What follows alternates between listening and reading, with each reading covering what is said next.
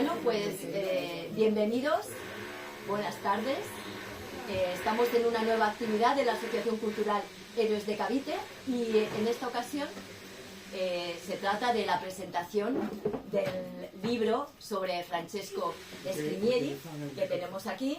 Francesco Scrignieri, el visionario de Motransa y otras vicisitudes empresariales, cuyo autor es Miguel Ángel Rubio Sánchez, que nos acompaña. Bien, como siempre, empiezo dando las gracias y en este caso, en concreto, quiero agradecer a esta librería, la librería Sandoval, que nos haya acogido en su local para esta presentación. Por otra parte, nosotros solemos hacer nuestras actividades en el convento de los agustinos filipinos. En esta ocasión nos hemos trasladado aquí porque hemos tenido esta oportunidad por razones de comodidad para todos ustedes y también para el propio autor, porque no ha tenido que venir con los libros desde la Roda y ustedes, pues si lo desean, pueden adquirir el libro y llevárselo dedicado por el autor. También quiero dar las gracias a las ópticas Alcañiz que nos han facilitado la pantalla y aprovecho también para pedirles disculpas por este retraso. Espero que merezca la pena y lo vean todo muy bien. Y por último quiero dar las gracias a nuestro patrocinador, que es Confecciones El Triunfo. Imagino que conocen esta tienda que está en el número 1 de la calle José María Lacor, haciendo esquina con la calle López Gómez.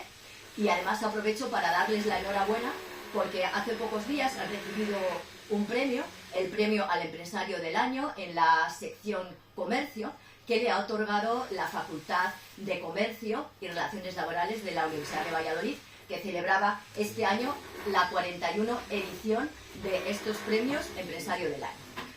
Bien, y paso a hacer una pequeña presentación de nuestra asociación para aquellos que no la conozcan. Nuestra asociación, Héroes de Cavite, es una asociación que se dedica a la divulgación de la historia de España, a la lucha contra la leyenda negra, así como al estrechamiento entre los vínculos entre España y las naciones que forman la hispanidad, la defensa de la unidad de España y la defensa del idioma español como vínculo que une a toda la hispanidad.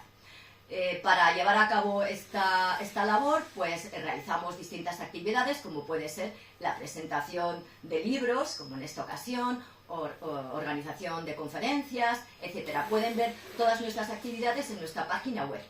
Por otra parte, también si quieren hacerse socio, lo pueden hacer a través de nuestra página web. Y si quieren estar informados de las actividades que desarrollamos en Valladolid, pues me pueden dar el teléfono y yo misma les incluiré en nuestro grupo de difusión y les llegará noticia de lo que hacemos y también de lo que hacen otras asociaciones u otras entidades que tienen la misma línea que nosotros. Y bien, dicho esto, voy a pasar a presentar al autor del libro de cuya presentación se trata. Bien, estamos con Miguel Ángel Rubio Sánchez, que es un escritor, docente e investigador, nacido en 1981, cuya vida y obra está fuertemente marcadas por su vinculación con su pueblo, Lezuza, en Albacete. Un pueblo agrícola de la meseta cuyos paisajes, gentes y actividades pondrán en él el germen del amor a la literatura y la poesía, pero también de su amor por las máquinas. Respecto a esto último, además de lo que diremos después, hay que decir, como curiosidad, que Miguel Ángel Rubio ha restaurado varios tractores clásicos, fundamentalmente Ebro, de los años 70 y 80. En cuanto a su formación académica, es licenciado en Filología Hispánica por la Universidad de Murcia, máster en Literatura Comparada Europea y doctor en Filología Hispánica por la Universidad de Murcia, otra ciudad muy importante para el autor. En la actualidad es profesor de lengua en el Instituto de Enseñanza Media Dr. Alarcón Santón de la Roda, Albacete. A lo largo de su vida ha combinado la docencia con la investigación y la literatura, siendo autor de ensayos, novelas y poesía. En cuanto a su faceta literaria, así, en 2012 publicó Mi yo eres tú, ensayo novelado sobre la otredad en la creación literaria en Hispanoamérica, Y en 2018 se imprimió el ensayo titulado Geografía de la Luz, poesía última de Eloy Sánchez Rosillo. Bien, como poeta es creador de 2 poemarios, Diario sin fechas y Realidad de la realidad, cuyos poemas se han versionado en disco para canciones. También es autor de 2 novelas. En 2005 publicó Amor en pretérito eterno, obra de la que en 2015 apareció una edición homenaje en conmemoración de los 10 años de su primera publicación, y en el año 2018 publicó El alcohol, una historia de amor y de lucha, biografía novelada de Manuel Herreros. Esto en cuanto a su faceta literaria.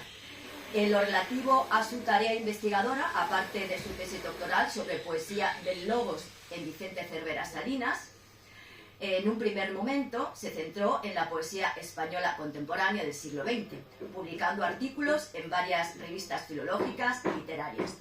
Pero en el 2023 la temática de su investigación dio un vuelco y publica Iasa y la cosechadora española, de la editorial Pirineo, obra en la que narra cómo se fraguó la única cosechadora totalmente española y la suerte de quienes la construyeron. Ahora nos presenta su libro, Francesco Scrimieri, El visionario de Motransa y otras vicisitudes empresariales, de la misma editorial Pirineo, que ha querido presentar en Valladolid por la vinculación que tuvo en nuestra ciudad con Francesco Scrimieri, un italiano que se casó con una vallisoletana, que se nacionalizó español y que además puso el germen de la industria de la automoción en nuestra ciudad. A través de su obra creó multitud de puestos de trabajo e incluso transformó la fisonomía de nuestra ciudad y contribuyó, tal y como entiende el autor, a cambiar la mentalidad de los ciudadanos vallisoletanos. En la actualidad, como imagino que sabrán, Francesco Scrimieri tiene una calle en Valladolid, en concreto detrás de la cúpula del Milenio, en la que se ubica la delegación del Gobierno y la Consejería de Hacienda. Y bueno, quizá después de escuchar al autor piensen que Francesco Scrimieri puede merecerse algo más en una calle.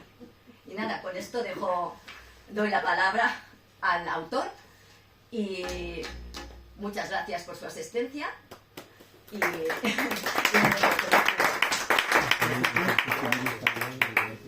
Bueno, pues en primer lugar es necesario agradecer el hecho de que dadivosamente hayan venido aquí a compartir su tiempo conmigo, porque el tiempo, sin duda alguna, es nuestro activo más valioso.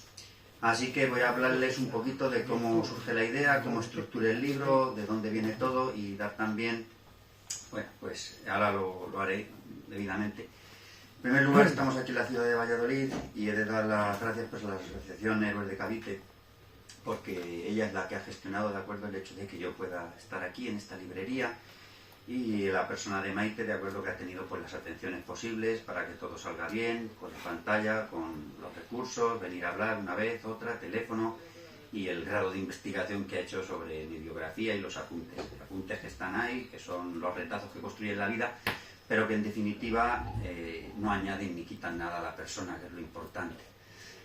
Y dicho eso, pues me presento un poco. Como ha dicho ella, soy el autor de ese libro, Iasa y la cosechadora española, porque a raíz de la publicación de la tesis doctoral en 2019 vi necesario que era parar como 2, 3, 4 años y después volver a escribir, por así decirlo. Entonces me di cuenta de que la universidad, por así decirlo, se parecía bastante a la política. Entonces quise alejarme y volver a la tierra, volver a las máquinas, a lo que yo siempre había sido, y ese es uno de los vehículos que restauré, y este es otro de los vehículos que he restaurado, y ese es mi pueblo, ¿no? Porque es importante, porque si yo no hubiera hecho esas tareas, yo nunca hubiera tenido curiosidad mecánica por saber de esos tractores, por saber quién los construyó, por saber las historias que hay detrás, las anécdotas que salpican la historia de estos seres, que han sido, digamos, aniquilados por los mordiscos del olvido, ¿no? Y que si no los rescatamos no vamos a saber de dónde venimos, y que no sabe dónde va, o sea, de dónde viene, nunca puede saber de dónde va. Ese es mi pueblo, Lezuza, que es donde surge de pequeño aquí, para que se hagan una idea, en los años 80, yo nací en el 81, pues en los años 80 llegó a ver, pues de los tractores de Scrimieri, llegué a contar 25 tractores, de un corpus a lo mejor de 100. Nos hacemos de la repercusión, yo me acuerdo de ver los Motran Sanufiel, de acuerdo, labrando, el 851, el 652, de acuerdo, que estuvieron hasta no hace mucho, y cómo se iba metamorfoseando el campo con ellos, ¿no? Y las personas que le dieron vida. Eso es un poquito los libros que ya he citado, los poemarios, el libro, todo. Y bueno, pues en esta aventura, ¿quién me acompaña? Pues esta aventura, de acuerdo, que transcurre en Valladolid. Como ustedes saben, pues me acompaña Eloy Galván, que se encargó de hacer el prólogo. Eloy Galván es una persona que ha sido muy importante en España porque ha formado a muchas generaciones de ingenieros agrónomos, y ahí lo tenemos con un tractor, con un International Harvester, bueno, un SACA, al final eran SACA de Sevilla, fabricados.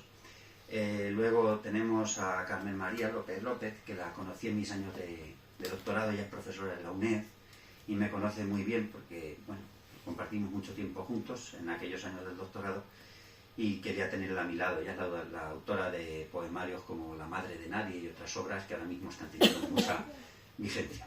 Asimismo, del epílogo se han encargado las hermanas Scrimieri y Martín, que están aquí y aquí en otro tiempo, y que, bueno, están aquí como testimonio de supervivencia, ¿no? Y de los avatares del destino.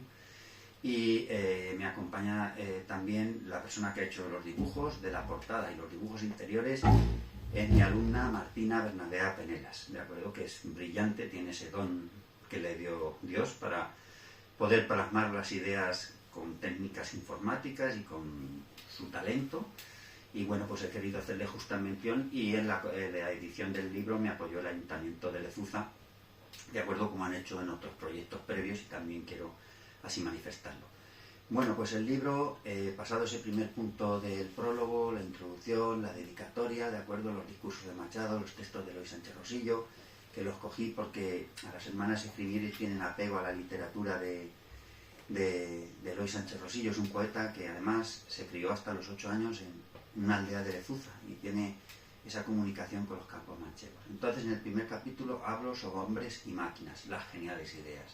Y si os dais cuenta, en la imagen aparece Francesco Scrimieri en uno de sus últimos proyectos, en Inausa, cuando hizo los híbridos bimodales, los camiones que alternaban, de acuerdo, la energía térmica con la energía eléctrica.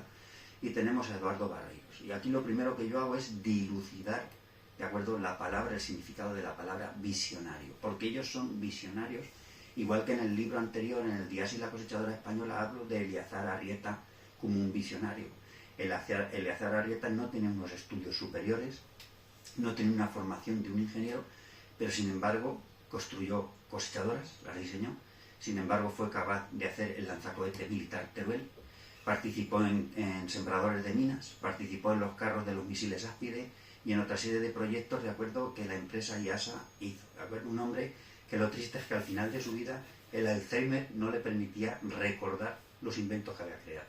Sin embargo, decía Fernando Albajar que cuando lo llevaba a Alemania a observar la FAR M66 o la White, las máquinas de la época, decía, ¿te has quedado cómo funcionan? Y dice, no solo creo que la podemos copiar, la podemos mejorar.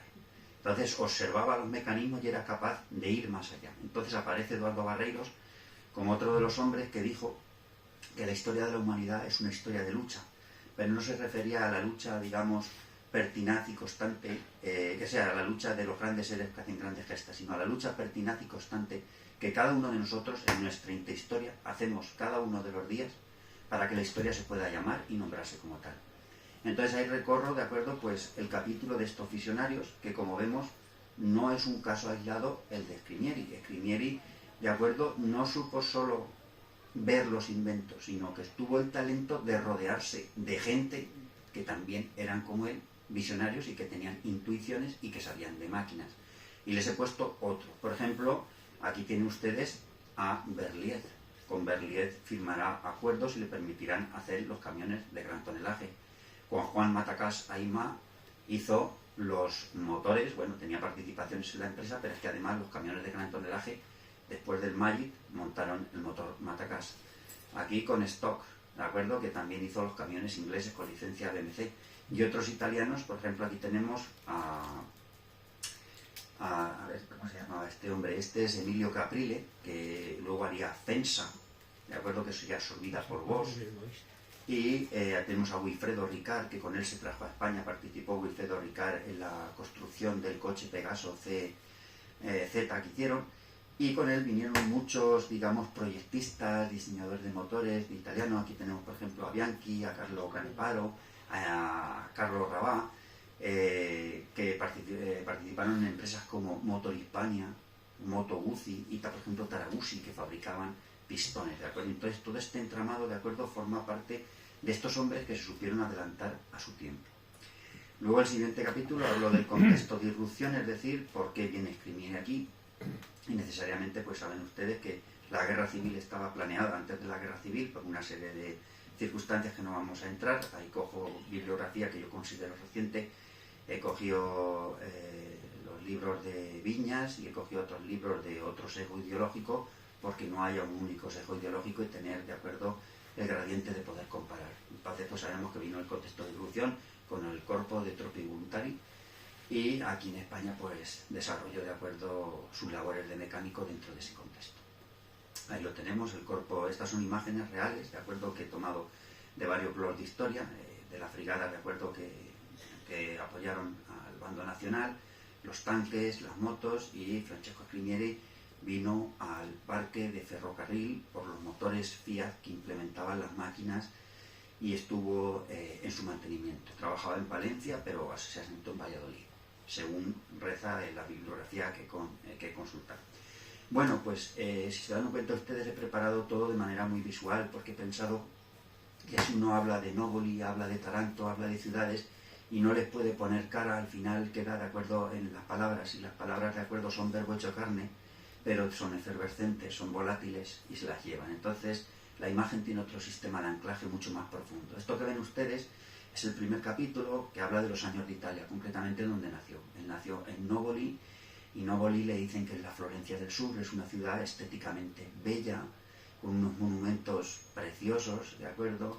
Y sobre todo las dimensiones que tiene. Está en la zona del Lecce, la Puglia, y pues tiene ese gradiente. Él se crió como un artista, que sería, es un artista de la chapa, de los motores, pero se crió en un ambiente artístico, o vio la luz en un ambiente artístico.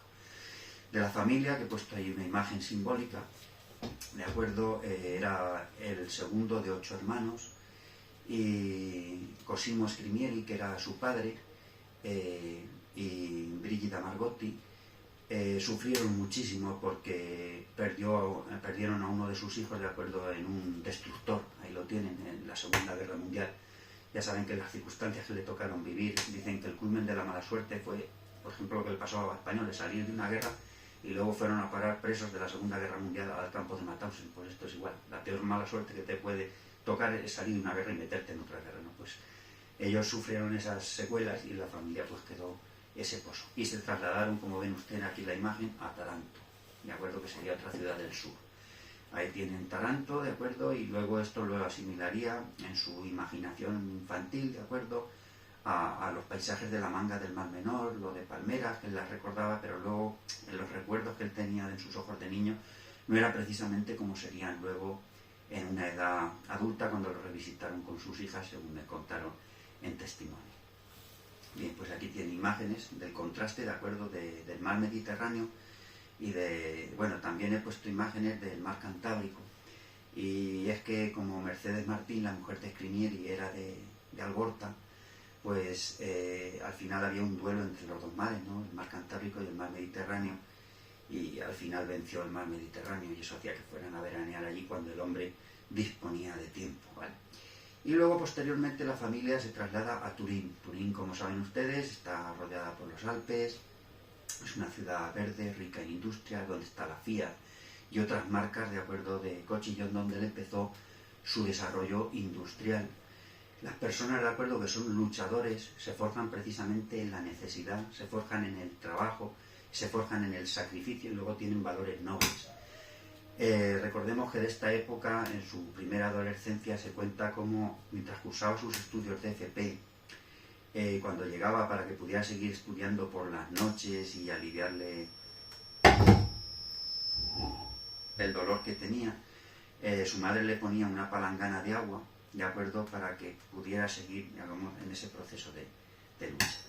Ahí tienen algunos de los vehículos en los que él participó en tanto trabajaba en la Fiat. El Fiat 505, el Fiat 504, el Fiat Valilla, el Topolino. Bueno, también, como vemos, tenía afición por el ciclismo, era bueno en eso. Incluso para ver el mar de Génova se recorrió distancias superiores a 200 kilómetros en bicicleta para poder acometer ese trance, y él participó pues en estos coches de la época, que es donde él se bregó mecánicamente, porque él trabajaba en la línea de montaje de motores en la FIA. Y entonces empieza el siguiente punto. El siguiente punto es que la FIA, bueno, llevado por las políticas de Benito Mussolini, como saben, para que viniera gente a luchar, a apoyar al bando nacional, pues dijo que le aumentaban el sueldo si venía a España. Entonces, por eso aquí aparecen las imágenes del ferrocarril, porque él vino de mantenimiento, de acuerdo, de las máquinas del ferrocarril, como hemos dicho, de lo que inicialmente era Palencia y Valladolid. Y entonces tenemos aquí, como hemos visto, pues las ciudades de Palencia y las ciudades de Valladolid, que son el sitio donde trabaja y donde vive. Fruto de vivir locativamente en ese contexto distópico que le tocó vivir, de acuerdo, ligaron los nudos atávicos del amor. Conoció a Mercedes Martín, ahí tienen foto de ella, en otro tiempo, que falleció en mayo del año pasado, a sus 103 años, y bueno, pues de esa historia de amor, que lo he puesto por aquí, al final, en la iglesia de San Nicolás de Bari, en Algorta, pues fidelizan, por así decirlo, o sellan ese pacto amoroso mediante el ejercicio de acuerdo de conjunción del amor.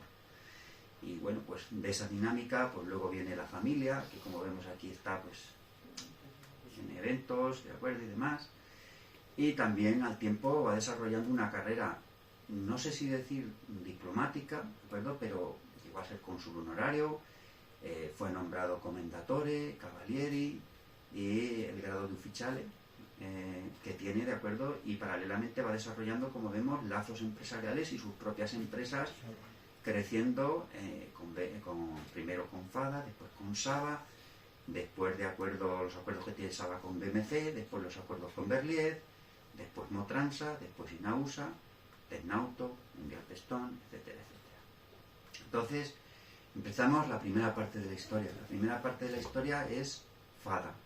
Este es uno de los dibujos que hizo mi alumna sobre fotografías y documentos que me dejó la familia Scrimieri, a la que le estoy agradecido, porque si no, no podría haber acometido tal trance. Este es el escudo de FADA, está recortado por la diapositiva, pero espero que por lo menos se pueda hacer una idea y que puedan ver la idea del sol naciente, como las ideas. Y bueno, pues como vemos, FADA fue una empresa que Francesco Scrimieri, al terminar la guerra, allá por los años 40, crea con Lorenzoni. Lorenzoni se marcha a Italia en el 43 y él se ve solo tirando de la empresa y empieza a hacer ollas de aluminio, ¿vale?, con un horno que tenía de fundición de aluminio donde hacía la fusión, y posteriormente esa empresa, que empezaba con unos pocos empleados, tuvo que ampliar sus instalaciones. Empezó en la calle Verbena, luego a otro tipo de instalaciones más grandes. Y bueno, pues cuentan las hermanas Scrimieri, en el relato que tuvimos, conversaciones y demás, que algunas veces su padre, llevado por el principio de responsabilidad que tenía, para poder pagar a todos los empleados, tuvo que empeñar hasta la máquina de escribir, pero siempre cumplía con el ejercicio deontológico de sus, digamos, responsabilidades. Y ahí tienen imágenes de esa época. Y bueno, pues la empresa va creciendo, llegó a tener en sus años prósperos una sucursal en Marruecos, donde puso al frente a su hermano Nicolás, porque su madre le insistió mucho en que estuviese al tanto de sus hermanos, que no los descuidase, y tuvo esos lazos familiares. Y aquí ven imágenes del interior de la fábrica, cómo fue creciendo y cómo llegó a fabricar también ollas de acero esmaltado con esa línea de Flor Azul, Cantábrico y Corinto, y cómo se llegó a exportar este material, de acuerdo, a países como Estados Unidos, de acuerdo, y países de Latinoamérica. O sea que estamos hablando, y mira, aquí tiene la cacerola horno que diseñaron y cosas que, de acuerdo, documentos que he podido encontrar y que ya en el libro no pude meter más porque me llegaron a posteriori. Y bueno, llevados por la tentación, ya en FADA se intentó, de acuerdo, hacer los primeros motocarros, pero no había, recordemos que son los años de la posguerra y uno puede leer novelas como La Colmena, uno puede leer novelas como Pabellón de Reposo, o puedes leer cualquier novela del bando de los no, digamos, vencedores, y te das cuenta que en el contexto distópico y en un contexto autárquico era muy difícil proveerse de materias primas para llevar a cabo la fabricación de este tipo de acuerdo de materiales. Entonces tuvo que esperar unos años y ya posteriormente sí que ya más cerca de los años 50 empieza, concretamente en el 52 empieza a hacer los motocarros. Trajo a Parisi, que era un ingeniero italiano brillante, de acuerdo, con mucha intuición, y hicieron la P54, que sería, digamos, un motocarro pero algo más avanzado, porque pensemos que tiene un motor de 20 caballos, tenía refrigeración forzada. Explico qué es la refrigeración forzada. La refrigeración forzada es que los motores pueden llevar refrigeración líquida, que es cuando tienen las camisas están en contacto con las camisas o el bloque a través de un sistema, llevan un contacto con agua y va pasando esa agua por una bomba y un radiador y lo refrigera. La refrigeración forzada no. Lleva una turbina de aire, el aire está en constante, de acuerdo, lo está chupando el ventilador y lo pasa por unas aletas y lo va refrigerando. El vehículo tenía chasis tubular, podía cargar 1,5 toneladas. Aparte de eso tenía 5 marchas, podía cargar, tenía eso, llevaba encendido eléctrico, válvulas en culata, frenos hidráulicos, suspensión, o sea, que iba con volante y tenía cabina cerrada, entonces ganaba mucho. Y luego vemos que se hizo un furgón cerrado tipo Seida, de acuerdo, con la misma estructura, y este ya, de acuerdo, es más avanzado y este llegaba a cargar ya 2 toneladas. Así que poquito a poco esta empresa también va constantemente evolucionando. Creo que el prototipo número 1 de este es el que se conserva en el Museo de Salamanca. Y aquí tenemos el chasis, de acuerdo, de lo que diseñó con Parisi, por eso se llama P54, en homenaje a Parisi. Y aquí tenemos, de acuerdo, el volante, lo que os he dicho, la refrigeración forzada, cómo iba, el chasis tubular, etcétera, etcétera. Ese es el vehículo, de acuerdo, número 1 que se conserva en el Museo de Salamanca. Llevaba la carrocería con madera, llevaba su diferencial trasero, pero iban resguardadas las personas. Y eso es lo mismo, de acuerdo, intuitivamente estaba pasando en otros países. Quiere decir, en España se diseñó los talleres Sansón diseñaron este motocarro, de acuerdo, que no llegó a tener una proyección ulterior. Se hicieron muy pocas unidades, pero en Alemania se hizo el Goliath, que es el que tiene aquí, y en Italia el Amarchi Premach tenemos. Y entonces vemos que él puso a España en el ámbito del transporte pequeño, de acuerdo, el transporte de estas características, al mismo nivel que estaba en otros países, porque él venía de otros países donde había visto, piensen ustedes en las calles de Roma, de las ciudades de Italia, lo laberínticas que son, lo estrechas, y estos vehículos solucionan muchos problemas en ese contexto y en esa época. Y bueno, pues va evolucionando, va progresando y ya crea la empresa Saba, y con Saba fabrica la P58. La P58, de acuerdo, ya monta un motor Barreiros y, este no montaba ese motor. La Saba P58, como vemos, ya cargaba más tonelaje. Aquí la tenemos, esta es una foto tomada del Ayuntamiento de Málaga. Aquí la tenemos en otras versiones. Y pues va creciendo y va haciendo ese tipo de cosas. Vienen ustedes aquí con ayuda humanitaria. Aquí los motocarros, que como anécdota, que sepan que se los tuvo que quedar él todo porque fabricó lo que tienen ahí detrás. Y entonces tuvo que recomprarle a Finzauto, de acuerdo, los motocarros que le había vendido, porque los otros eran más modernos y tenía más tirada, y salvó el primero y los otros los tuvo que desatarrar, pero a partir de ahí empezó a crecer. Aquí lo tienen en diferentes de cartel motor, de acuerdo, he sacado algunas tarjetas de la época, y aquí pone lo de Finzauto nada más y los camiones que ya tenía por ahí, ¿vale? Esto es cuando ya le implementaron el motor Barreiros, esto es la línea de montaje, de acuerdo, de ya Saba, de acuerdo, y con estos hicieron, bueno, estos son furgonetas, de acuerdo, carrozadas, y hicieron este con cabina panorámica, el S66 que llevaba motor Barreiros, y el S76 ya montaba motor BMC, ya había hecho los primeros acuerdos, de acuerdo, con BMC.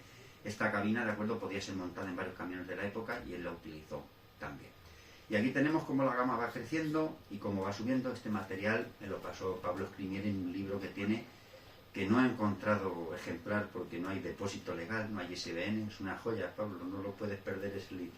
No, creo que tenemos alguna copia más. Pues es único porque no encuentro y pude sacar pues todo este proceso De ahí todo lo que fueron fabricando, las furgonetas Saba, ¿de acuerdo? Los camiones, el A504, el A505, y luego pues esto va creciendo como vemos. Estos son los Saba Berliet de gran tonelaje, otro con cabina panorámica, y bueno, la furgoneta J4 mítica, y luego pues autobuses que también hizo con la marca Saba.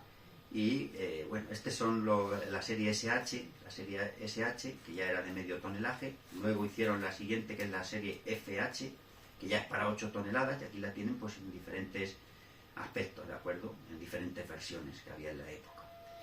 Y aquí tenemos pues la época final de Saba, cuando se fusionó con los acuerdos que llegó con Berliet y cómo fabricaban esos camiones de gran tonelaje. Aquí lo tienen restaurado. Este es de Santiago Blasco, de la Roda, que tiene una flota de camiones antiguos impresionante, y este ya lleva el motor Matacás. Este es de los primeros, un motor Magic francés, y este lleva el motor Matacás, y lo tiene restaurado y funciona.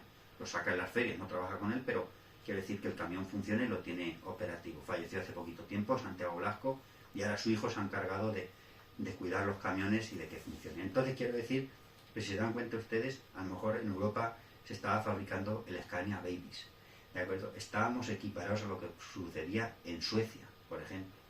Entonces, esto es un punto, de acuerdo, igual que Barreiros, igual que Motor Ibérica se quedó en los camiones un poco más atrás, porque los camiones de la serie P, de acuerdo, llegaban con los motores Perkins de 8 cilindros, salieron muy malos, y se quedó en un ámbito reducido en ese punto. Y eso sería importante para lo que viene después. Bueno, pues entonces, ¿qué pasa? Que como hemos visto, el crecimiento de Saba fue exponencial. Estamos hablando de una empresa que tiene más de 1.500 empleados directos. Aquí tienen ustedes, de acuerdo, lo que pasó. El INI es el Instituto Nacional de Industria, estaba dirigido por el Marqués de Suances. El Marqués de Suances fue uno de los encargados de llevar a cabo ENASA. ENASA era la empresa nacional de autocamiones que fabricaba los Pegaso, que lo tienen ustedes aquí, ¿vale? Y bueno, pues esta empresa rivalizaba directamente con Saba.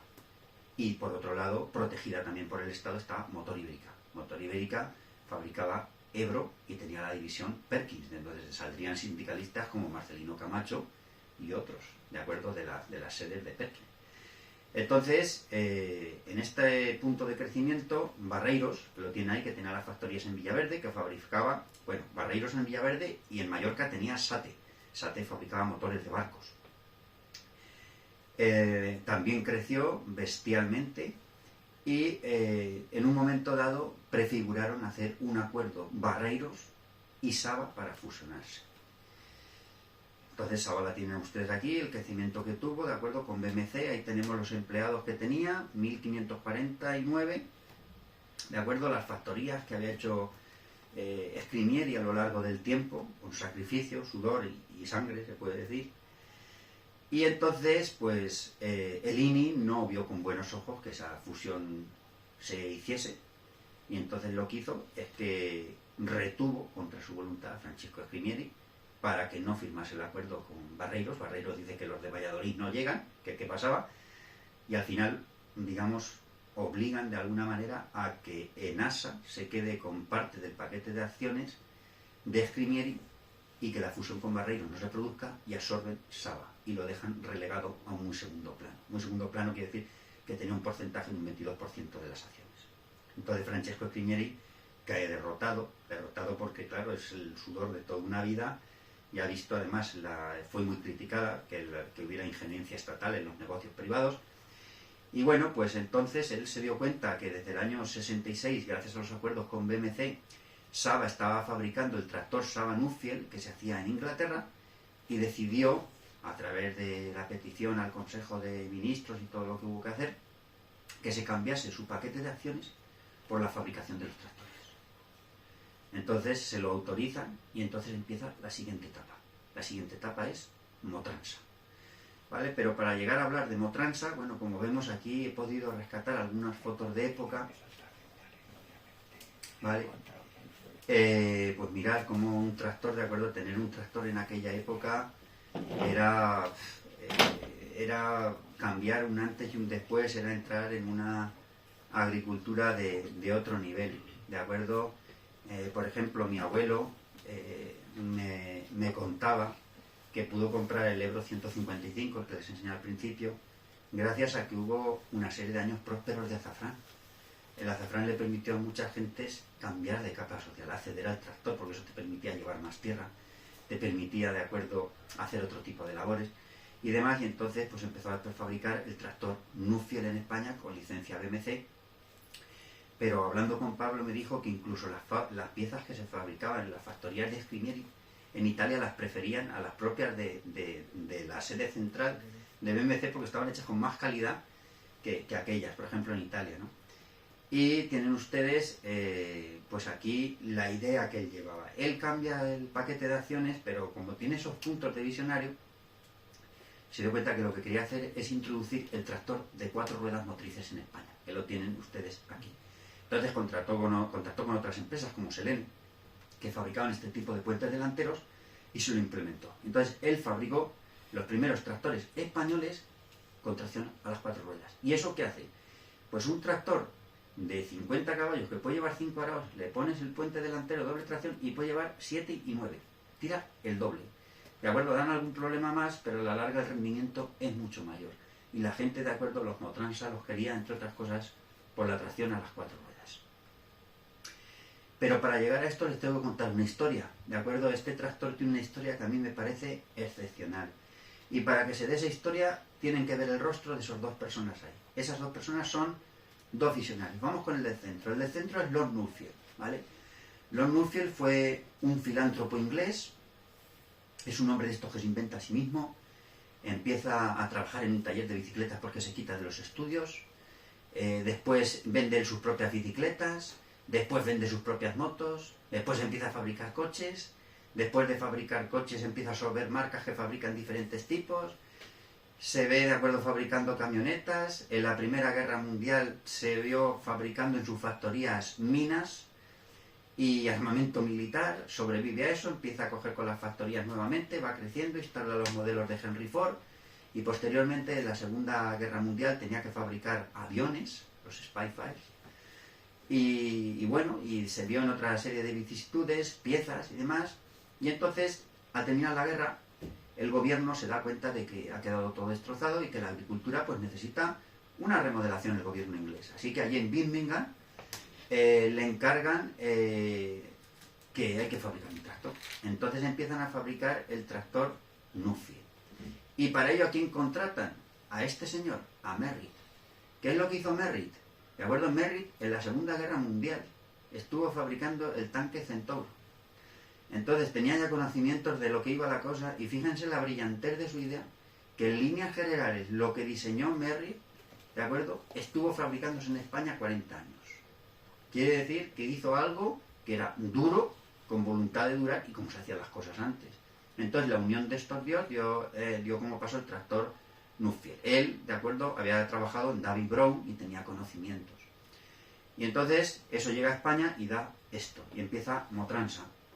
Y como ven, los tractores eran estéticamente, de acuerdo, diferentes, tenían líneas más curvas, porque si vemos otros de capós más cuadrados y demás, fíjense el chasis en color crema, y los motores BMC que implementaban el 3.4 litros, el 3.8 litros, eran finos, llevaban una bomba inyectora Sims Minimet, que les hacía con un tiro muy constante, ¿de acuerdo? Y funcionaron muy bien, muy bien. Valían, el 652 valía, para que se hagan una idea, entre 450.000 y 500.000 pesetas de la época, que es este, el 652. Miren la contracción a las 4 ruedas motrices, ¿de acuerdo? En los folletos publicitarios de la época con 65 caballos. A tractores de estos, gente de mi pueblo les ha llegado a hacer 34.000 horas de trabajo. ¿Vale? Muchísimas horas. Aquí tienen, de acuerdo, los folletos publicitarios de la época, que me los pasó Eloy Galván. Y miren ustedes cómo tenía ese punto, fíjense que es una mujer anunciando un tractor, eso no lo vemos ni ahora. Hay chicas, de acuerdo, que tienen canales y de todo, pero como tal, anunciar un tractor no lo he visto todavía. Sí que vi los anuncios de la FAR M1000 en Alemania, en el 74, que los alemanes en ese punto sí que iban más avanzados y los hacían también. Aquí tenemos la joya de la corona, el 851. El 851, de acuerdo, quien tiene uno de estos, ya hace tiempo que no he visto uno. En mi pueblo queda uno de simple tracción todavía y lo tienen trabajando. Este tractor podemos decir que era el tractor que más corría de la época. Este tractor le ponía más de 50 kilómetros por hora. Y es un tractor que corre 25, fíjense que es el doble. Tiene una caja de cambios de 10 velocidades y lleva chasis portante. Chasis portante, lo bueno que tenía es las cosas como Escrimieri las diseñaba, ¿no? Que cogías y se rompía la caja de cambios sin no hay que partir el tractor. Como lleva el chasis portante, podías quitar la caja de cambios sin partir el tractor. La mecánica era accesible y monta un Perkins igual que monta el Ebro 684, el 6.305, 5.000 centímetros cúbicos. Da gusto y lo parece un avión cuando lo oyes, que hace el tractor. Y luego, posteriormente, pues en ese intento de seguir avanzando, pues lo remodeló estéticamente, pero en el fondo mecánicamente se les hizo mejoras, se les reforzó las transmisiones traseras, se cambió la estética, el cuadro de mandos, se les añadió una cosa, se retocó el elevador, pero en el fondo mecánicamente seguía siendo el tractor que había inventado Merritt con Lord Nuffield en la Segunda Guerra Mundial. Entonces ya era muy difícil competir. Aquí tienen los motores, de acuerdo, Perkins, que le llegaron a implementar en los últimos modelos. Este es el Perkins del 6.305. En el caso español monta la distribución por cadena, en caso argentino la lleva por engranajes, y este es el Perkins 4236, que es un motor que ha salido buenísimo. Y aquí tienen, pues en el año 66 empiezan a fabricar, de acuerdo, los Leyland, como fruto de los acuerdos que va teniendo BMC con Leyland, pues surge este tipo de tractores, y fíjense ustedes que comparte esta nomenclatura de nombres fieros, también estética bélica, ¿no? El Tiger, el Panzer, igual que los... Y aquí tenemos a Pablo, que está ahí, que ya ha crecido un poco, desde esta fotografía, de acuerdo, subido en un prototipo que Motransa llegó a hacer con Deutz. Montaba motor Deutz, pero las transmisiones, la caja de cambios, el elevador, era Motransa. Y es una lástima que no llegase, de acuerdo, aquello a un punto de prosperidad, porque con la política de concesionarios compartidos, las dos empresas habían crecido mucho, pero bueno, no llegaron a acuerdos. También sabemos que tuvo acuerdos con Chrysler Santana, que el Linares fabricaba esas, la M89.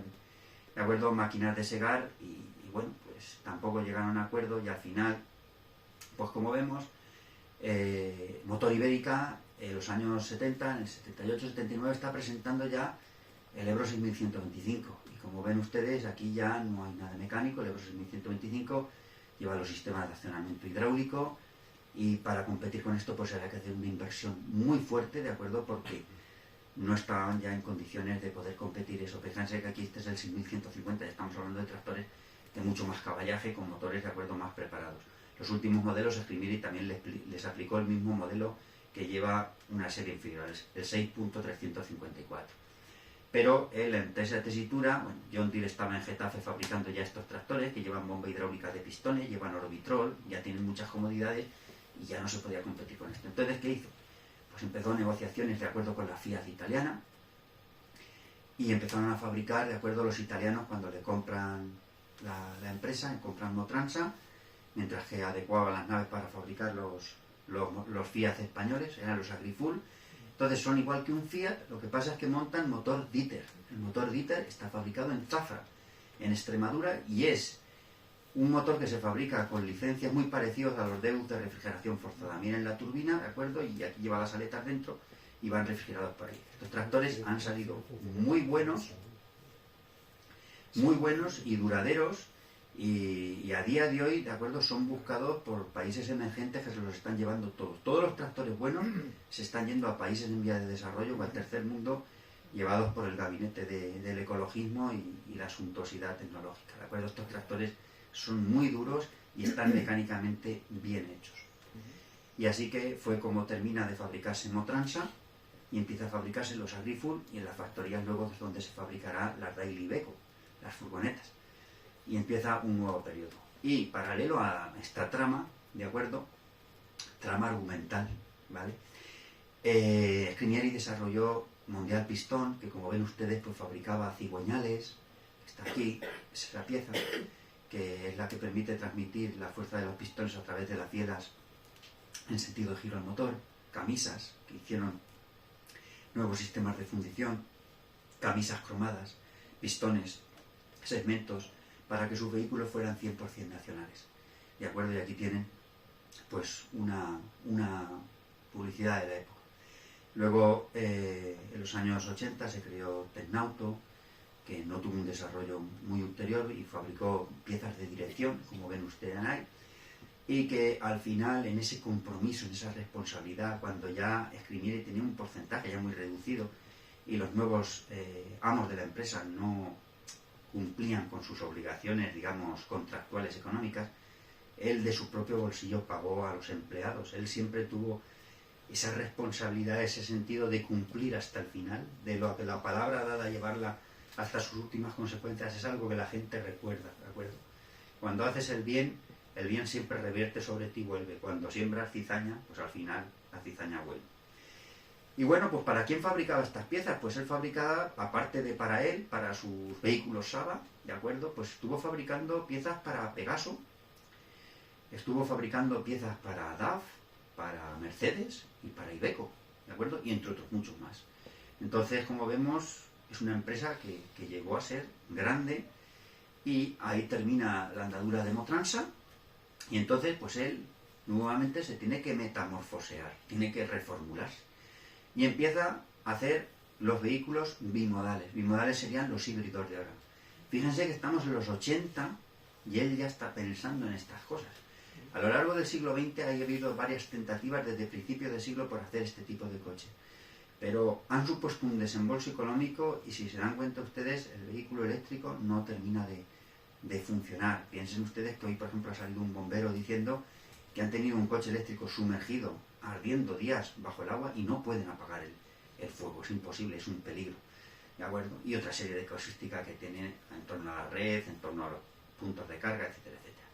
Bueno, pues empieza la andadura de Inausa, ¿vale? Y aquí los tienen ustedes, con las condecoraciones en el Salón de Ginebra, en el año 1986, ¿de acuerdo? El reconocimiento que tiene, los concursos que gana en el Ayuntamiento de Roma para hacer vehículos de recogida de basuras, y también en España, en varias ciudades lo consiguió, aquí en Valladolid, y también lo implementa, como vemos, en furgonetas de reparto, los furgonetas, de acuerdo, esta Renault Express, que fue una especie de prototipo. Estos son los camiones de basura de la ciudad de Roma, ¿de acuerdo? Y aquí estaba en Valladolid, y me parece que en otra ciudad más de España hubo también esta proyección de Scrimieri. Aquí tenemos lo que les he dicho, de acuerdo, de los reconocimientos por parte del gobierno italiano, el grado de grande ufficiale, y bueno, pues aquí tienen momentos en los que se le inviste con esa distinción, ¿vale? Y también es algo muy importante, está aquí Rosarietta, y ella como persona, de acuerdo, que ha estado dedicada, entregada a la enseñanza del italiano. Su padre fue una de las personas que en Valladolid hizo lo posible y contribuyó a crear la Società Dante Alighieri, ¿de acuerdo? Que esa sociedad es donde muchos estudiantes, ¿de acuerdo?, se han sacado el certificado PLIDA. Y esto, que parece intrascendente, es muy importante porque a día de hoy, ¿de acuerdo?, una persona que, por ejemplo, cursa un doctorado internacional, va con su título de la Escuela Oficial de Idiomas y no le vale fuera de España. Tiene que sacarse el PLIDA, que viene refrendado por el Ministerio de Asuntos Exteriores de Italia, y te vale en todo el mundo, como el Instituto Cervantes aquí. Cosas estas de la política y de las administraciones que nunca llegaremos a entender. Pero él tenía esa visión, y también culturalmente contribuyó a enriquecer su ciudad con ese tipo de cosas. Y no solo eso, me escribieron las hermanas Scrimieri, Mercedes y Rosarietta, una historia que refleja el talante humano de su padre. En sus labores de cónsul honorario, aquí en Valladolid, bueno, en una especie de, podemos decir, de parking de caravanas, sucedió un accidente de dos chicos italianos que iban en moto. Uno de ellos murió y el otro quedó varios días inconsciente en el hospital y demás. Y bueno, pues cuando se recuperó, mientras se hacían los trámites para que pudiera volver a Italia, contactó con sus familiares, Scrimieri se lo llevó a su propia casa, comiendo con sus hijos. Y hizo todo lo posible para que cogiese, volviese a Italia, y bueno, pues el chaval, aquello quedó así. Y pasado el tiempo, el duelo de la pérdida del amigo, y cuando todo ha aterrizado y las aguas, bueno, haces una nueva lógica existencial, teniendo aquí a alguien que es de psiquiatría, sabrá que eso es importante, reinventarte otra vez. Pues el chaval mandó una carta a Scrimieri diciendo lo importante que eran este tipo de puestos, teniendo en cuenta lo que le había sucedido y todos los trámites que le ayudó a salvar y que una persona no tiene los medios humanamente posibles, ¿de acuerdo?, para cometerlo todo. Entonces esa anécdota queda ahí. Y también, porque no caigan en el olvido en el libro, he querido hacer justicia a las personas que de un modo u otro han estado al lado de Scrimieri y que considero que son importantes. Primero, José Enrique Puente Aparicio, que fue un ingeniero que estuvo en Motransa, ¿de acuerdo?, y en otras empresas del sello Scrimieri, ¿de acuerdo?, y que posteriormente llegó a ocupar puestos importantes en el grupo SDF, Same de Ufar. Él estuvo con Scrimieri hasta que empezó con los vehículos bimodales, ¿vale? También a Cosme y Francisco, que, bueno, que estuvieron con José Enrique Puente formándose en BMC, allí en Reino Unido, y que pues estuvieron con su padre al lado y, por ejemplo, Francisco, como tuvo el accidente en las carreras de rallies, pues quedó impedido para desarrollar su trabajo y su padre contaba mucho con Motransa para él. Pero bueno, pues Cosme también está aquí, que su hijo Pablo nos hizo un relato, ¿de acuerdo?, biográfico, sentido, ¿de acuerdo?, de la labor de su padre como ejemplo, como maestro, ¿de acuerdo?, y es un punto de gratitud lo que él hizo y es un relato que verdaderamente conmueve y que merece ser leído, que da cuenta de su valía humana. Luego tenemos a Márquez, que era profesor, ¿de acuerdo?, de ingenieros agrónomos, y fue la primera persona que se dedicó a rescatar la historia de Motransa, ¿de acuerdo? Si yo he podido escribir este libro, se lo debemos a él, porque si no, él no llega a recopilar los datos que hay por ahí, habría sido imposible, ¿vale? Y Manuel Laje en su conferencia rescató y puso de relieve la figura de Scrimieri, y también he querido dejar constancia de ello. Aquí tenemos a Francisco, ¿de acuerdo?, en ese Motransa, Nuncie. Este es un 4 ruedas motrices, probablemente un 652. Y ponemos una frase que decía Gerde Alfieri, que decía Scrimieri, lo de voli, sempre voli, fortissimamente voli, que dice quiero, siempre quiero, fortísimamente quiero, que daba cuenta del afán, ¿de acuerdo?, de superación, de lucha con el que él cogía las ideas, ¿de acuerdo? Y bueno, pues esto es lo que he querido transmitirles, he querido hacerlo de manera visual. Si alguien tiene alguna pregunta, que no duden en hacérmela, ¿de acuerdo? Y yo, hasta donde sepa y pueda, se la intentaré contestar. Aunque para mí venir aquí a Valladolid, delante de sus hijas y nietos, es una cosa que me infunde respeto, ¿vale?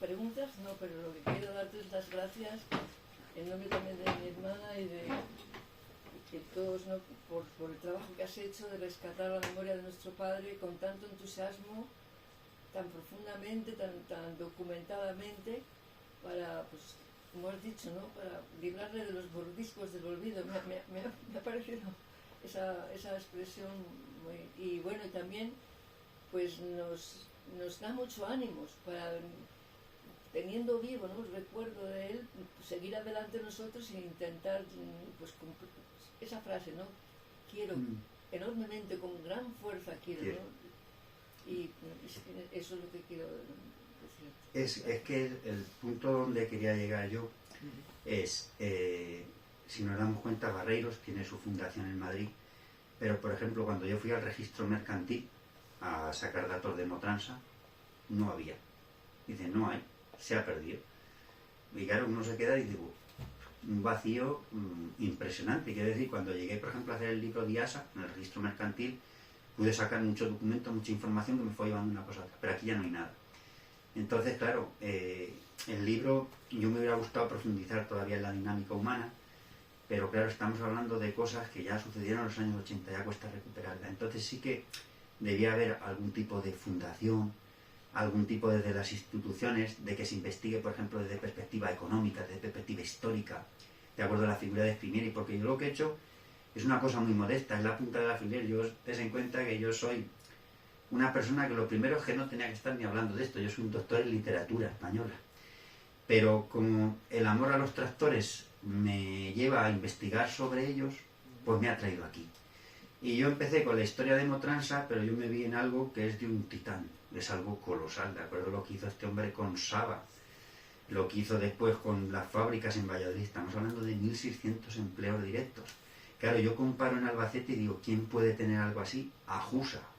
Ajusa tiene 16 factorías en todo el mundo, tiene factorías, de acuerdo, en Shanghái, tiene factorías en México de EFRI, es el dueño del periódico El Pueblo, el dueño de Visión 6, de la Volvo, o sea, y ya comparo y digo, es que estamos hablando, y claro, ¿qué veo que hace Ajusa en Albacete?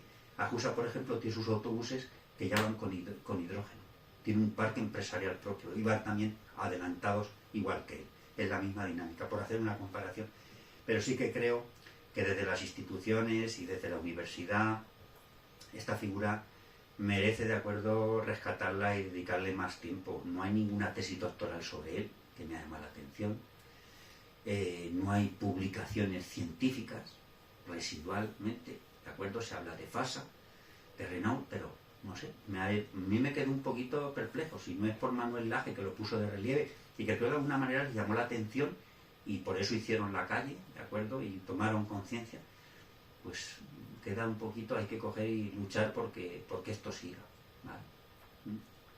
Sí, además, si puedo decir, con el tema de Manuel Laje fue todo un poco por iniciativa de Fernando Romanos, que es una persona, un gran aficionado al mundo de los vehículos clásicos históricos, que trabaja en la Junta de Castilla y León, y fue el que lo promovió un poco y el que organizó las jornadas de vehículos de los vehículos históricos como oportunidad de futuro, como oportunidad de trabajo, y es el que ha hecho todos los años unos homenajes a personas relevantes de la industria en Castilla y León, y claro, la segunda que hizo se la hizo a mi abuelo, es el honor de mi abuelo, y es por lo que el AGE vino a hablar del tema, porque era un gran conocedor de la historia.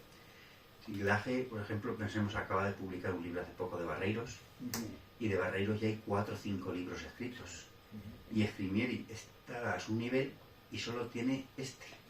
Necesitamos que esta figura se rescate. Eso por un lado. También, cuando yo me meto en YouTube, en mi canal, y busco Tractor Motransa Nuffiel 851, y apenas hay vídeos. Y eso también es un testimonio que no se debería de perder. Entonces, habría que rescatar algunos de estos vehículos que quedan muy pocos con las leyes de persecución que les ha hecho el gobierno, y que se salve alguno, por lo menos para que haya un valor testimonial. Por ejemplo, un 851, que se salve, un 652, los míticos. Eso queda algo por... En mi pueblo queda uno y está funcionando, y lo tiene impoluto, ¿vale? En Mallorca queda algo. Desde un Avedo, fue una persona que vendió mucho Motransa, y algo queda por allí. Se han utilizado mucho para regar, han sido tractores muy buenos por la toma de fuerza. Por la toma de fuerza, que hay unas soluciones estupendas para... Y para el rotovator en mi pueblo, para la vega, para labrarla. Dicen que tenía las marchas cortas, un sistema de revoluciones, de las largas otro. Y eso removía la tierra súper bien. A ver, la señora. Yo quería comentar si conocen que Escrimieri hizo una promoción de viviendas para sus empleados. Sé que el convenio colectivo que él tenía en las empresas iba por delante y mejor, de acuerdo, de lo que legalmente le exigía. Pero de lo de las viviendas, no.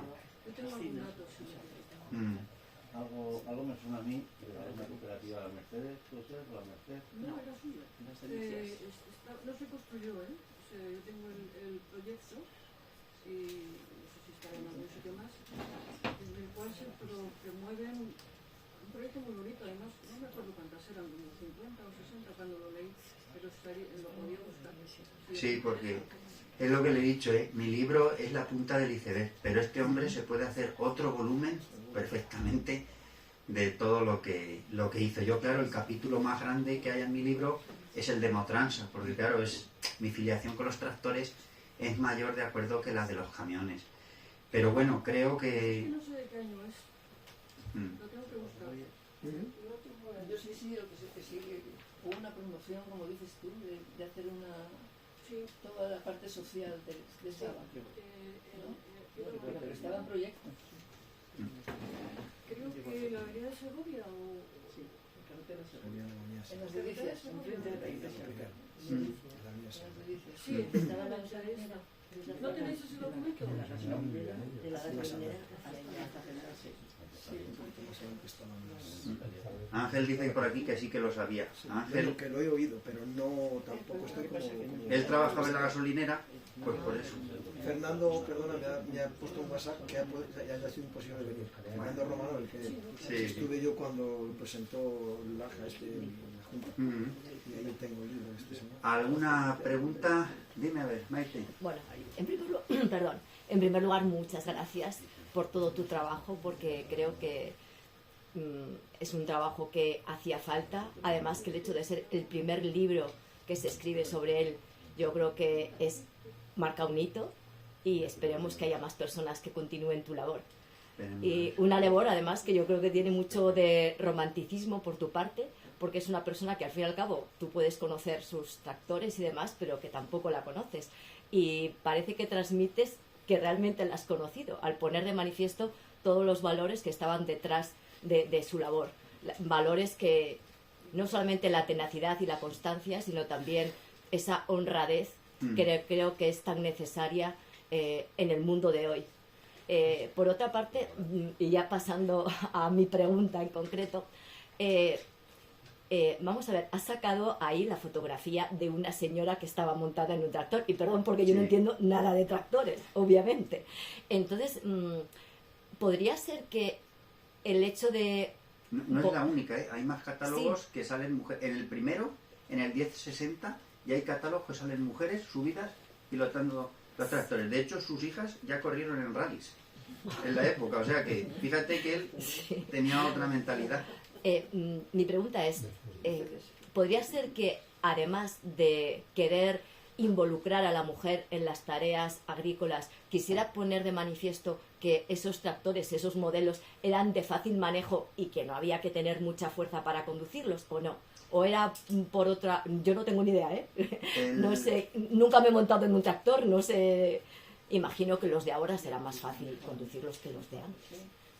Pero bueno. Prefiero uno de antes a lo de ahora. Sí, lo de ahora es la nave espacial. ¿Vale? Uno de antes tiene 4 cosas básicas y se puede llevar y lo puedes reparar tú. Como se te rompa uno de ahora, ve llamando y prepara los 400 euros que vienen del maletín. ¿Vale? Para decirte el diagnóstico. Después empieza la avería. Por ejemplo, se te rompe de un FEN el vario y prepara 25.000 euros. Son averías que te hacen temblar. Esto es un Motrans Anuncial, por decirte, te da un trueno el motor y el equipo motor por 600 euros lo gobernamos y lo montamos otra vez, haciéndotelo tú. Entonces, como ves, no, lo que pasa es que este tipo de tractores no tiene la ergonomía de los de ahora. En lo que has dicho de la mujer, fíjate que la utilización que él tiene de la mujer es una utilización correcta, no es una utilización sexista. ¿De acuerdo? Él iba avanzado en este tiempo también, en la estética de los anuncios. Fíjate la vestimenta que lleva la mujer, ¿de acuerdo? Es una estética agradable, correcta, ¿de acuerdo? Pero da esa sensación, hasta con las gafas de sol y de todo, de novedad. Sí que es cierto que los tractores suyos, ¿de acuerdo? Llevaban dirección hidrostática. Con un dedo giras el volante, van súper suaves. ¿De acuerdo? Los modelos de doble tracción eran cómodos en ese aspecto. Luego las palancas y todo eso pues iban como los de la época, ¿de acuerdo? Pero la caja de cambios de 10 velocidades, eso fue otro hito que los hizo fuertes con reductora y demás. Y ya te digo, los primeros modelos, esa constante de anuncios de mujeres llevando los tractores, yo lo he visto, pero es que ver las fotos de Fada, y yo creo que me pasasteis fotos que parecía él con su mujer también, en las primeras, y de hecho, cuando salen los empleados también había mujeres, o sea que él apostó por eso. Desde el primer momento, yo los documentos visuales que hay, tengo constancia de ello. ¿Piensas que Yo conozco mi cuñada, que estaba casada con mi hermano mayor, se estuvo trabajando en Fada, arriba cuando lo tenían ustedes, ahí estuvo trabajando hasta que se casó, en Fada. Y luego mi cuñado estaba en Motransa y cuando pasó a Iveco fue de los que les tuvieron que recolocar en Iveco. No pueden ustedes cerrar una fábrica de Fiat y comprar Iveco, ¿no? Sí. Y le recolocaron también aquí.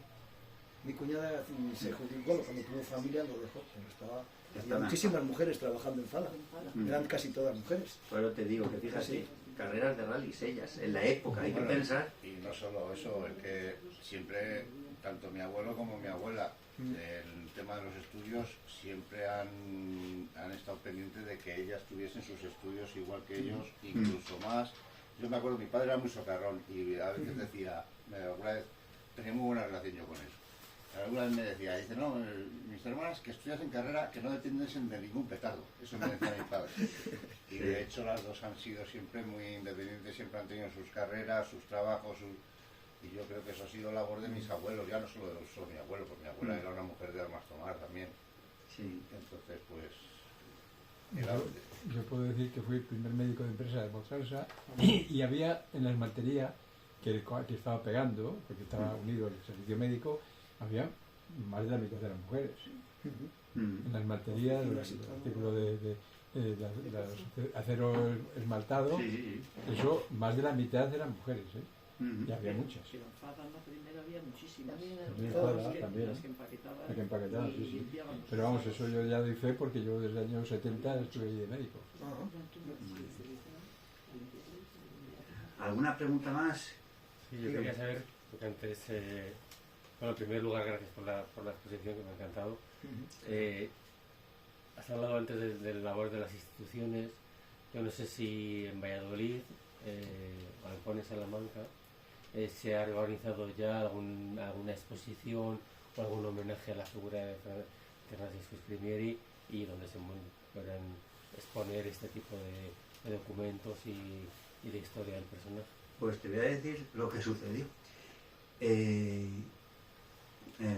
Cuando empecé a escribir y demás, me dijeron, o sea, llamé, tal, bueno, les dije que tenía yo tractores, les explicaba, me dijeron que en televisión Castilla y León no podía aparecer porque yo era de Castilla-La Mancha. O sea, esa fue la primera.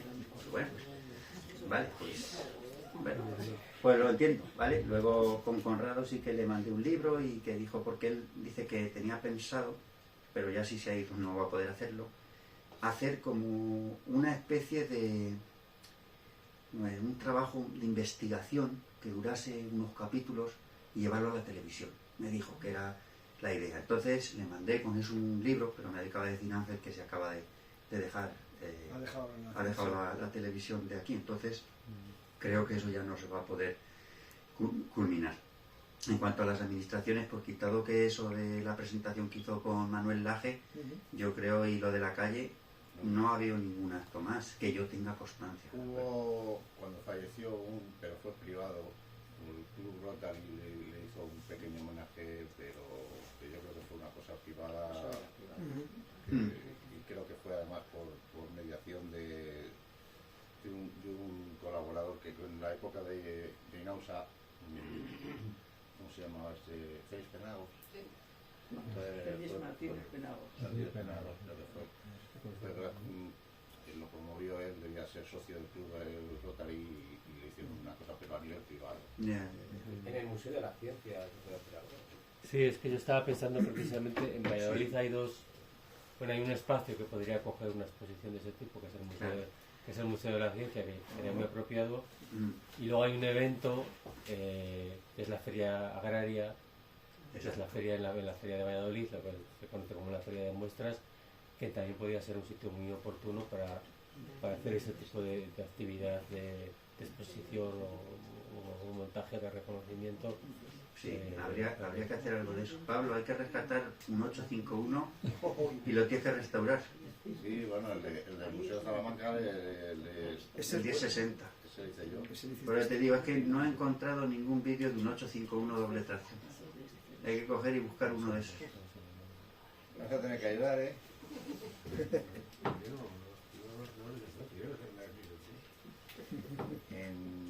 Cuando fuimos a ver a Navedo, mi padre y yo, que ya fue hace unos años eso. Y en Almazán vi uno. Es muy bueno, pues se puede. Habrá que rescatar alguno más porque es que ya no queda, no hay vídeos, no hay testimonios, por lo menos que haya algo, sino más que lo que hemos dicho, los mordiscos del olvido los llevan, ¿de acuerdo? 751 ya no he visto tampoco ninguno, el que montaba el motor Pegaso, hay uno que montaba, en la serie inferior al 851 montaba motor Pegaso, pero desestimaron llevarlo a línea de producción, se hicieron unas cuantas unidades porque salía excesivamente caro. Según en las memorias de la empresa viene al final, ¿de acuerdo? Que era excesivamente caro el motor Pegaso, ¿de acuerdo? Y como anécdota les voy a contar una cosa que es que me daban ganas de llorar, pero para que vean ustedes cómo funciona España. Yo estaba allí investigando sobre esto y claro, pues voy molestando a todo el mundo. Unos me dicen que los deje en paz y otros pues llegan y tienen ganas de hablar y te cuentan cosas. Entonces, en la peluquería conocí a un hombre que había trabajado en Enasa de probador de camiones, ¿vale? Él decía que salía con los camiones de Madrid y ir a probarlos hasta Zaragoza y volver, esa era la prueba. Y dice Enasa dio en la ruina, era una empresa estatal, porque dice, había gente que metía en la viruta que había de desperdicios de hacer los motores y demás, en la viruta metía motores y luego los vendía por fuera. Y dice, y mucha gente, dice, cuando se cerró Enasa, cuando la compró Iveco, dice, como estaban colocados allí, pues por nepotismo, dice, no sabían dónde tenían que ir a firmar su despido porque no habían estado nunca. O sea, eso es. Y me quedé, digo, es imposible que podamos prosperar por este tipo de cosas. O sea, una cosa que funcionaba y pues al final se malbarata todo. Se politiza mucho. Así es. Pues si hay alguna pregunta y si no, pues yo gustoso firmo los libros que me digan o lo que quieran ustedes que les pueda ayudar. ¿Tú lo has dejado en casa? Yo también. Yo también. Yo lo he dejado en casa. Yo lo he traído.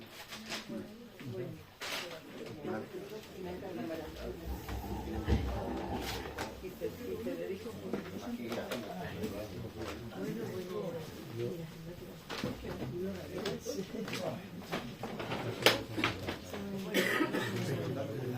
Lo que hice es que se nos fue a presentar el